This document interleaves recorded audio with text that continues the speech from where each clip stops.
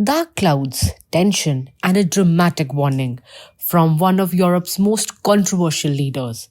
Hungary's Prime Minister Viktor Orban says the European Union is on a coalition course with Russia and that a single decision could drag the entire continent into war. According to Orban, if the EU admits Ukraine as a member by 2030, Europe could find itself fighting alongside Kyiv against Moscow. Today, we break down what he said, why he said it, and what it means for Europe's security. Orban's comments came in a blunt message on X, formerly known as Twitter.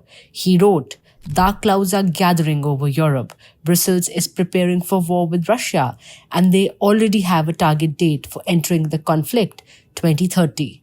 For Orban, the date is not just random. It matches the EU's push to accelerate Ukraine's membership process. He urges that by 2030, Brussels wants two things: a rearmed European Union and a Ukraine firmly inside it.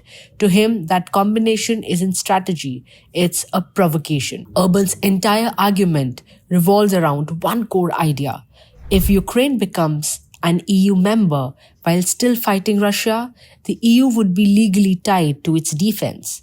The EU has a mutual assistance clause, similar to NATO's Article 5, requiring member states to support each other if one is attacked.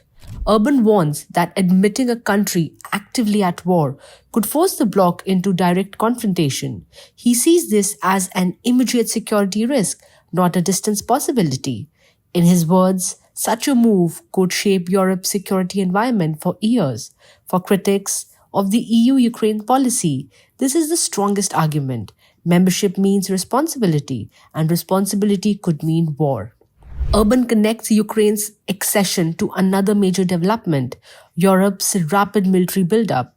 Since Russia's invasion of Ukraine, Brussels has accelerated defense spending, launched joint procurement programs, and pushed for a more coordinated European military posture.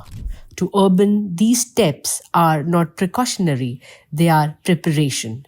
He claims Brussels is working towards a union ready for war by 2030 and believes Ukraine's membership is part of that timeline. Many EU leaders disagree, saying the buildup is simply deterrence, not escalation. But Orban's interpretation paints a more alarming picture, a Europe that is militarizing because it expects conflict. Orban isn't just warning Europe, he's warning his own voters. He urges that Hungary's 2026 election may be the last one where citizens can choose a pro-peace direction. By the next vote in 2030, he suggests that Hungary might already be locked into EU commitments that could pull it towards the conflict.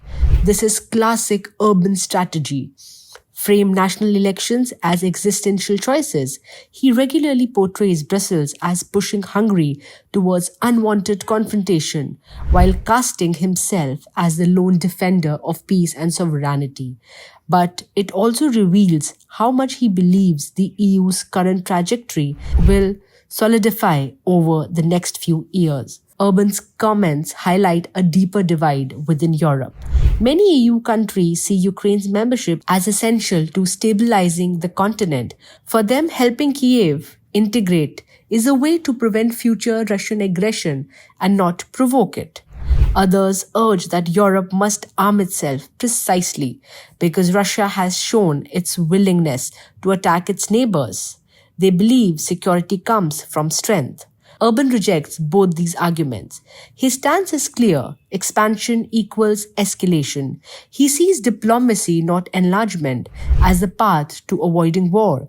Whether one agrees or not, his warnings force Europe to confront uncomfortable questions.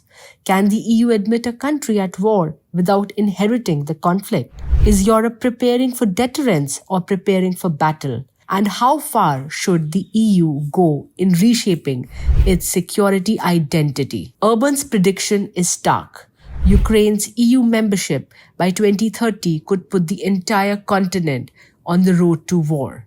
Supporters say he is highlighting the real treaty obligations and geopolitical risk. Critics urge he is exaggerating, threats to justify his own political posture.